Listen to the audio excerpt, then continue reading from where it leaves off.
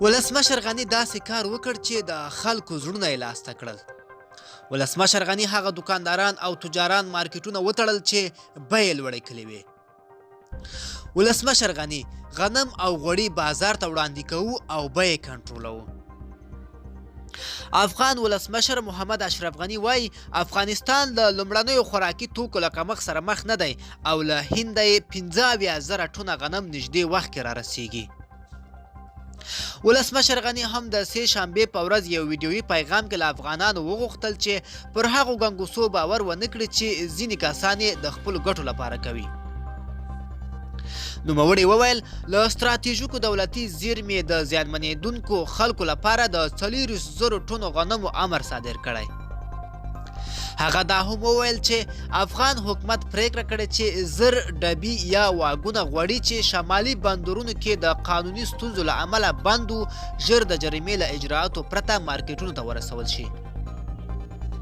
ولسمشر غني دا هم وویل چې د ترانزیت اسانتیا لپاره به عمده ګمرکونه 4 ساعته پرانیستي وي. ولسمشر زیاته کړه چې د خوراکي توکو ګاډي له حیرتانه، شبرغان بندر او تور غونډۍ نه واردېږي.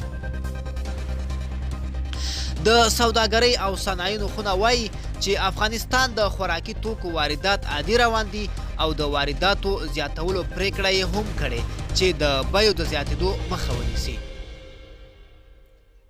ولسمشر غني هم خپلو خبرو کې زیاته کړه چې له 15 ورځو کم وخت کې به 15 ټنه زره غنم له هند نه صادر شي او افغان سوداګر به 50,000 ټنه غنم نور هم واخلي. بیې ولې پورته شوې؟ تېره ورځ د افغانستان سترو ښارونو کې د خوراکي توکو بیې ګړۍ په ګړۍ پورته کېدل. ویل کېږي چې 50 کیلو بوجۍ اوړه څو ګړیو کې له 1500 افغانیو څخه تر 2500 افغانیو ته پورته شول.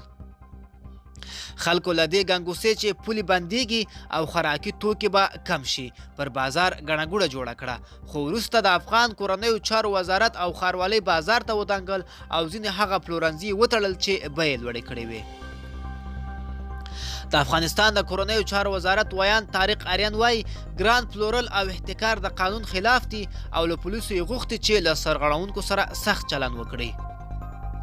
نوموړي له خلکو غواړي چې د سرغړونو لیدو سره د پولیسو 119 شمېرې ته زنګ ووهي او خپل شکایت وکړي. دا و زموږ چمتو شوی راپور. د لا ښکلي ویډیوګانو لپاره زموږ افغان ټي وي چینل سبسکرایب کړئ.